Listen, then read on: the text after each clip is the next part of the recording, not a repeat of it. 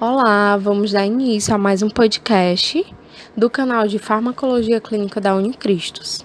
E hoje nós vamos abordar um conteúdo sobre fármacos que atuam na secreção gástrica, que não é um assunto tão abordado dentro da odontologia, mas que é de extrema importância para o nosso conhecimento e que compõe a grade de farmacologia. De início, precisamos saber que no nosso organismo existem alguns tipos de secreção de ácidos, tendo como exemplo a cefálica, a gástrica e a intestinal, onde há secreção de sais biliares e pancreáticos. Tendo como base esses tipos de secreção de ácidos, voltando para a secreção gástrica, onde nós podemos observar um exercício maior dessa classe de medicamentos da aula em questão, é de extrema importância observar como se dá a anatomia do estômago, né? Que é uma anatomia favorável para receber o ácido clorídrico, para que esse ácido ele não atinja as células da parede que reveste internamente o estômago. Então, o estômago ele possui um líquido altamente ácido, né? E aí fica o questionamento: como é que esse ácido ele não danifica a estrutura da parede interna desse estômago, né? E aí vem várias questões que dão a proteção da mucosa gástrica, né, de células que vão proteger para que esse ácido não danifique. Caso haja uma diminuição dessa proteção, aí já começa a entrar um processo inflamatório, né, nessa região e de agressão à parede interna do estômago. Quando nós observamos uma imagem mais aproximada do estômago, nós vamos observar que ele é composto na sua parede inicialmente por células superficiais e à medida que vai adentrando mais o estômago, podemos encontrar células parietais, células mucosas e células endócrinas, além das células principais. E as células parietais vão ser de extrema importância para que o ácido clorídrico ele seja colocado para dentro desse estômago, para que ele seja produzido e ele seja secretado. Mas como é que se dá essa atuação das células parietais? Bom, as células parietais elas vão receber o estímulo, certo? Da gastrina, da histamina e da acetilcolina. Esses três fatores, eles vão influenciar para que a bomba de prótons, a bomba de H+, ela possa acontecer e o HCl ele seja formado, certo? Então, esses fatores vão influenciar, né, vão se ligar a receptores que estão na parede das células parietais e a partir dessa ligação, eles vão favorecer para que através da bomba de prótons, o ácido clorídrico ele seja produzido e secretado pela célula parietal. E esse estímulo de secreção do ácido clorídrico, ele se dá pelo estímulo da alimentação. Como é que ocorre o mecanismo de estímulo da secreção desse ácido? Peptídeos e aminoácidos vão estimular para que a célula G, né, vão se ligar à célula G e vão estimular para que ela secrete gastrina. E a gastrina ela vai correr pelo sangue, né, pela corrente sanguínea, e essa gastrina ela vai se ligar a um receptor na célula parietal. Mas a gastrina ela é só um dos fatores que vão estimular para que essa bomba de H+ possa secretar HCl, pois também há o estímulo da histamina. A histamina, ela é produzida, secretada, através de um estímulo que a gastrina faz numa célula enterocromafim. Então, a gastrina ela vai estimular essa célula e a célula vai secretar a histamina, que também vai se ligar a um receptor na célula parietal e estimular essa secreção de HCl. O outro ponto que nós falamos que vão estimular nesse processo de secreção desse ácido é a acetilcolina. E a acetilcolina ela é secretada através do nervo vago, né? Que vai ser estimulado graças à visão, o cheiro e o gosto do alimento na boca. Então, a partir disso, o nervo vago ele vai liberar essa acetilcolina, que também vai se ligar a um receptor na parede da célula parietal. Então, nós temos 3 pontos que estão ligados a receptores, que são a acetilcolina, a histamina e a gastrina. E a partir de então, a bomba de prótons ela fica ativada, né? Ocorrendo um processo de anidrase carbônica. Durante esse processo de anidrase carbônica, é formado um HCO3, né? E ele tem uma carga negativa. E esse HCO3 negativo, ele vai para o fluido intersticial, que está recheado de Cl negativo, né? E aí, como vai haver uma superlotação de carga negativa, o Cl ele se obriga a entrar para dentro da célula. A partir desse momento que ele entra, em outro lado da cascata da anidrase carbônica que está acontecendo, está sendo liberado H+, né? E quando esse H+, ele é colocado para fora da célula, indo ao encontro do lúmen estomacal, o potássio que está no lúmen, ele se obriga a entrar para dentro da célula. E a partir desse momento que ele entra para dentro da célula, o cloreto ele vai sair de dentro da célula e vai ao encontro do H+, e assim se forma o HCl.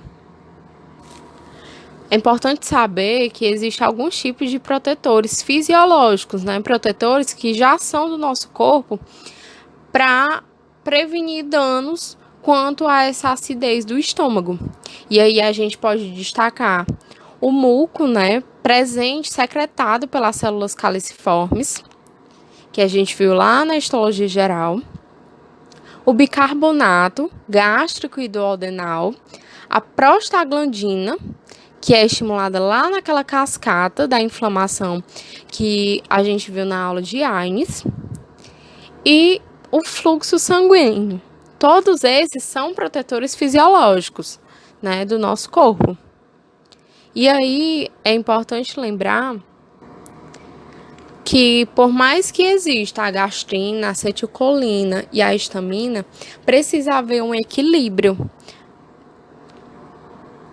Então, enquanto nós temos a secreção de ácido clorídrico estimulado por essa gastrina, acetilcolina e histamina, que estão se ligando aos receptores presentes na célula parietal, a prostaglandina, ela está atuando como? Ela está atuando na célula epitelial, promovendo a produção de muco, né? E liberando HCO3, né? Então, nós temos um equilíbrio da célula epitelial para a célula parietal, para que esse muco ele possa proteger a parede interna do estômago e que assim ele não seja danificado, né, através do ácido. a PGE2, né, a prostaglandina, vai secretar, né, ajudar a secretar o muco e o HCO3 pelas células epiteliais e mucosas. E a partir daí, também vai aumentar o fluxo sanguíneo. E assim se dá a proteção da mucosa gástrica. Para que essa camada mucosa de aproximadamente 2 milímetros, ela não seja atingida. Então, a gente acabou de ver que a barreira do muco, né, produzido pelo estímulo da prostaglandina, ele vai impermeabilizar o HCl. Mas caso isso não aconteça, caso isso pare de funcionar, o que pode acontecer? Bom, pode acontecer a formação de uma úlcera péptica. Úlcera péptica é quando o muco produzido não é suficiente para proteger a parede do estômago. E a partir daí, a formação de úlceras. O local com maior chance de desenvolvimento de úlceras é o duodeno, pois ele tem menor proteção e deveria receber alimento básico, né? Ele não está preparado para receber um alimento ácido. Essas úlceras, elas têm etiologia multifatorial, né? Pode ser pela atuação do Helicobacter, né, pylori, através de antibióticos e um inibidor da bomba de prótons, por meio do funcionamento de AINES, né, que vão acabar diminuindo essa atuação da prostaglandina na proteção, né, na produção do músculo. Pode ser por meio de um estresse severo, álcool em excesso, tabagismo. Então, todas essas são motivos, né, fatores que vão influenciar na etiologia dessa úlcera péptica. Além da úlcera péptica, a gente também tem outro fato bastante recorrente relacionado ao HCl, que é quanto ao refluxo, né? Que no refluxo, os sintomas incluem queimação no peito, que geralmente ocorre depois de comer ou piora quando ele deita, né? Quando o paciente deita. Há a presença de dores locais, né? Na parte superior do abdômen.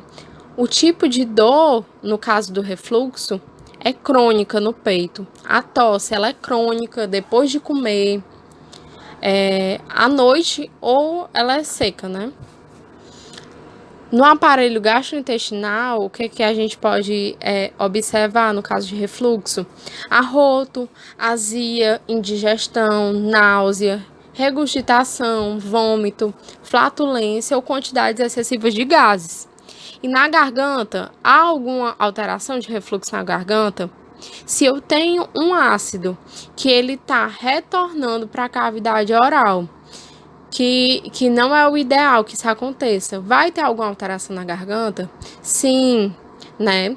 Vai causar um processo de dor, irritação e pigarro, né? Além da secura. O tratamento, no caso de refluxo, vai variar bastante, né, de acordo com o estágio. No estágio 1, a gente pode observar uma modificação no estado, como o paciente está vivendo, né, uma modificação no estilo de vida, mas a utilização de antagonistas receptores H2 de histamina, que a gente vai ver mais na frente o que significa. No estágio 2, como é que se dá o tratamento? Através de 2 medicamentos, um receptor de histamina e o de bomba, né, de H+. No estágio 3, se utiliza, é um estágio mais crônico, então se utiliza mais inibidor de bomba de prótons, 2 vezes ao dia. No funcionamento correto do estômago, o que a gente pode observar? Que há o esôfago. Depois do esôfago, para haver uma relação com o estômago, há um esfíncter, que ele fica fechado, né, impedindo que esse ácido clorídrico ele retorne para cavidade oral, né? Vá no sentido contrário do funcionamento correto. Só que o que acontece no caso de refluxo? No caso de refluxo, o esfíncter ele está aberto, permitindo que esse refluxo ele aconteça. Então, assim, o estômago se dá com refluxo, né? Quando o esfíncter ele fica aberto. E aí nós temos as classes de medicamentos, né? Nós temos os redutores de acidez gástrica e os protetores da mucosa gástrica. Dentro dos redutores de acidez gástrica, nós temos os antiácidos, os antagonistas dos receptores H2, os inibidores de bomba de H+. E dentro dos protetores de mucosa gástrica, nessa aula eu destaquei apenas os análogos de prostaglandina. Iniciando pelos redutores de acidez gástrica, podemos começar pelos antiácidos. Os antiácidos, eles não tratam gastrite, apenas problemas gástricos que são pontuais, né? Como é que é o funcionamento desses antiácidos? É por meio de bases fracas, que elas vão reagir com o ácido clorídrico, e a partir daí há uma formação de sal e água. E essa formação vai diminuir a acidez do estômago. Nós temos 3 exemplos de antiácidos utilizados, que no caso é o bicarbonato, o hidróxido de magnésio e o hidróxido de alumínio. Detalhando cada um desses 3 antiácidos, a gente pode observar algumas características específicas. Por exemplo, no hidróxido de magnésio, ele tem um caráter mais um efeito laxativo, onde há um pó insolúvel que forma o cloreto de magnésio no estômago. E aí há uma transformação em sal e água. Um ponto importante para observar no hidróxido de magnésio é que ele não vai produzir alcalose sistêmica, né? Então isso é muito importante. O caso do hidróxido de alumínio, nós temos um efeito mais constipante. Ele é um antiácido mais indicado, né? Ele eleva o pH do estômago para 4 e absorve a pepsina, que é a enzima digestiva que é produzida pelas paredes do estômago. E a secreção desse tipo de medicamento é por meio da excreção fecal e renal. Por último, dos antiácidos, nós temos o bicarbonato. O bicarbonato ele é mais eficaz, ele atua rapidamente, só que ele diminui o pH do intestino para 7,4, né? E ele pode causar, assim, a alcalose sistêmica. Então, não chega a ser tão interessante. Caso utilize esse bicarbonato, o interessante é fazer a associação dele, né? De outra forma. Mas quais são as indicações dos antiácidos, né? A indicação é em casos de dispepsia, para alívio sintomático da úlcera péptica, que foi o que a gente já falou anteriormente, e no caso de refluxo esofágico, né?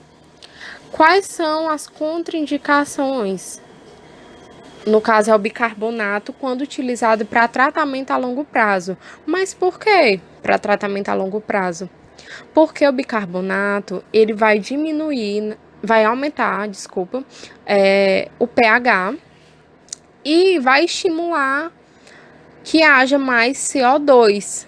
E o CO2, ele estimula a secreção de gastrina. E o que é a gastrina que a gente viu? É aquela que vai atuar na célula parietal e ajudar a estimular a produção de HCl. Então, quando há um tratamento com bicarbonato a longo prazo, o aumento desse pH não vai ser tão favorável assim para o paciente, né? Pois, em contrapartida, vai estar havendo uma produção maior de HCl. Outra classe que está dentro dos redutores de acidez gástrica, né? são os antagonistas dos receptores de H2. Esses antagonistas dos receptores H2, eles diminuem até 70% a produção do HCl, pois eles bloqueiam a histamina, né? A histamina ela não vai conseguir mais se ligar a esse receptor presente na parede da célula parietal. Nós temos como exemplo de medicamentos a ranitidina, cimetidina e fanitidina. O que é que vai acontecer? Há um bloqueio competitivo dos receptores H2 da histamina nas células gástricas parietais e a partir daí vai prevenir a secreção ácida, né? Eu não tenho mais a histamina estimulando a secreção do ácido. A ranitidina, que é o medicamento que a gente deu como exemplo aqui, ela tem uma boa disponibilidade, né? Ela tem um bom custo, tem uma boa potência, uma boa meia-vida. E a famotidina, em contrapartida, ela já tem um alto custo, ela tem a meia-vida alta, então ela demora mais a sair do organismo, né? Ela fica muito tempo no organismo e ela é mais forte, né? Então, nem sempre é indicada a famotidina. Então, como é que se dá esse mecanismo de ação, né? Acontece que há antagonistas dos receptores H2. Então, no receptor que vai receber a histamina, inicialmente, com a utilização dessa classe de medicamentos, há moléculas parecidas com a estrutura da histamina que vão se ligar a esses receptores presentes nas células parietais. E a partir dessa afinidade que esses antagonistas vão ter aos receptores H2, a histamina ela não vai conseguir se ligar e não vai conseguir estimular a produção do ácido clorídrico, né? Então, são altamente seletivos frente a H1 e H3 e inibem cerca de 70% da secreção total do ácido, como nós já falamos anteriormente. Então, é uma porcentagem considerável quando você quer reduzir essa acidez gástrica. Falando um pouco sobre posologia desses medicamentos, nós temos que a cimetidina, ela tem uma potência relativa a 1, né? Foi o primeiro medicamento a ser mais utilizado. A dose para que haja uma inibição da secreção gástrica é cerca de 400 a 800 miligramas. E a dose usual para a úlcera duodenal ou gástrica aguda é de 800 miligramas ao deitar ou 400 miligramas 2 vezes ao dia. Na ranitidina, a potência relativa é de 4 a 10 vezes. A dose para inibição da secreção gástrica é de 150 miligramas. E a dose usual para a úlcera duodenal ou gástrica aguda é de 300 miligramas ao deitar ou 150 miligramas 2 vezes ao dia. A nizatidina, que é outro tipo de medicamento dessa classe, é de 4 a 10 vezes, né, também a potência relativa. A dose é parecida com a da ranitidina, é 150 miligramas para a secreção gástrica, né, inibição da secreção gástrica. A dose usual para a úlcera duodenal também é igual a da ranitidina, né, 300 miligramas ao deitar ou 150 miligramas 2 vezes ao dia. Já a famotidina, a potência dela é muito alta, é de 20 a 50 vezes, né? A dose dela para a inibição da secreção gástrica basta 20 miligramas. Para a dose usual para a úlcera duodenal ou gástrica aguda, nós utilizamos 40 miligramas ao deitar ou 20 miligramas 2 vezes ao dia. Aí existem alguns efeitos adversos contra esses medicamentos, né? Como a dispepsia não ulcerosa, diarreia, cefaleia, sonolência, dor muscular e constipação. Além disso, nós temos a ginecomastia, que é causado pela cimetidina, né, onde há um crescimento das mamas nos homens. Além disso, como efeito adverso, nós temos a galactorreia, que é a lactação em homens ou mulheres que não estão amamentando, e a oligoespermia, também são causados pela cimetidina. Além disso, a cimetidina pode causar impotência sexual, né? E por último, de efeito adverso dessa classe de medicamentos, nós temos a redução da contagem de plaquetas. Então, nos redutores da acidez gástrica, nós já vimos os antiácidos, já vimos os antagonistas dos receptores H2, e agora, por último, nessa parte de redutores dessa acidez, nós temos os inibidores da bomba de H+. Os inibidores da bomba de H+, são administrados na forma de comprimidos revestidos ou cápsulas ácido resistentes. São profármacos, então eles só são ativados, né, na presença da acidez, né, e eles geram uma menor acidez estomacal. Esse é o objetivo dele, né. E como exemplo, nós colocamos nessa aula o omeprazol, o esomeprazol, o lansoprazol e o pantoprazol. Como é que se dá um mecanismo, né? Nós vamos ter ainda a atuação da histamina, a atuação da acetilcolina, da gastrina, mas o que vai acontecer? Esses medicamentos, eles vão ser inibidores da bomba de prótons de uma maneira irreversível, né? Então, só através de uma nova síntese de células parietais para essa bomba retornar. Então, eles vão inibir irreversivelmente a bomba de próton e a partir daí não consegue liberar o ácido clorídrico. A farmacocinética dele, nós podemos destacar o quê? Que ele é de rápida absorção, né? O metabolismo é por primeira passagem. A administração com alimento não é tão interessante, no caso desses medicamentos, né? Tomar o omeprazol ao mesmo tempo que se alimenta. Por quê? Ele reduz a biodisponibilidade, né? Para 50%. Então, não é tão interessante. É mais interessante que seja tomado no início da manhã. Forma de cápsula, né, com revestimento de ácido resistente, e há uma eliminação renal desses medicamentos. E aí, quando se trata da farmacocinética voltada para a dose, né, do fármaco, a posologia, nós temos que o omeprazol, qual é a dose dele? De 20 a 40 mg por dia. O esomeprazol é de 20 a 40 mg por dia também. O pantoprazol de 40 mg, o lansoprazol 30 mg por dia. E aí nós temos alguns efeitos adversos causados por esse tipo de medicamento que é inibidor irreversível da bomba de próton, né? Quais são esses efeitos adversos? Nós temos que esses medicamentos eles têm uma boa tolerância, mas há alguns efeitos observados, como cefaleia, diarreia, que vai ser variável de acordo com a idade e a dose administrada, e distúrbios gastrointestinais, que são temporários. Há também alguns efeitos que são pouco frequentes, como o que?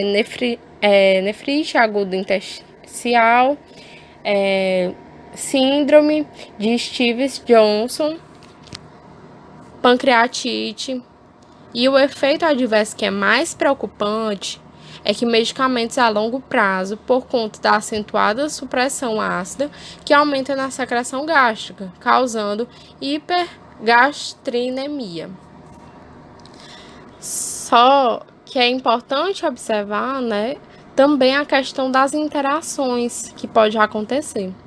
Então, por um lado, há uma diminuição da acidez do estômago, né, onde diminui a absorção de medicamentos como antifúngicos, como no caso do cetoconazol, e de digoxina, que é utilizado para problemas cardíacos, né? Através dessas interações, pode diminuir a absorção desse tipo de medicamento, assim como há uma inibição de enzimas do sistema P450, que aí, nesse caso, quando há essa atuação, vai fazer o quê? Vai aumentar a meia-vida de benzodiazepínicos, de varfarina, de fenitoína. Então, tem alguns processos ocorrendo ao mesmo tempo que nós estamos tentando sanar esse problema da acidez estomacal, né? Então, há essa contrapartida, né? E quando aqueles que estimulam a produção, né, de muco, nós vamos destacar aqui nessa aula somente os análogos de prostaglandina, né, como é o caso do misoprostol, que é um análogo metílico da prostaglandina.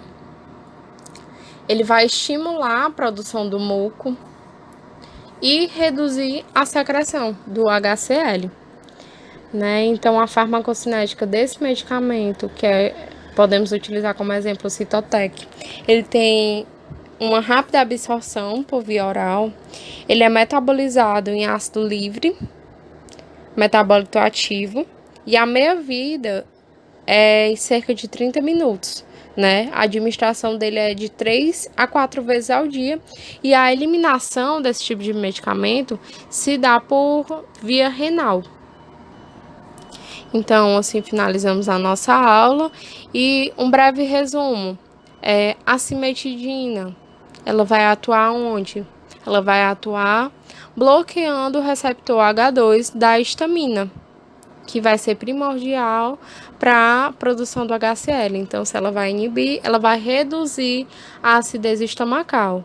O misoprostol, ele vai estimular o receptor da prostaglandina. Então, assim, ele vai atuar produzindo músculo, né? O omeprazol, ele vai atuar onde? Ele vai bloquear a bomba de prótons, e a partir desse bloqueio da bomba de prótons, vai reduzir a acidez estomacal, né?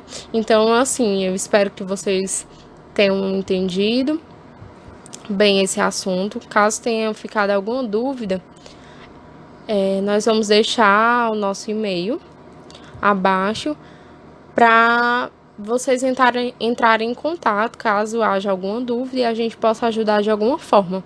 Ou então procurem os atuais monitores, né, da disciplina do semestre que vocês estão, ou os professores também, certo? Obrigada, gente, pela atenção. Espero que vocês tenham gostado. Não esqueçam de curtir o vídeo e se inscrever no canal para vocês acompanharem os outros podcasts que a gente vai estar postando aqui, tá bom? Beijão!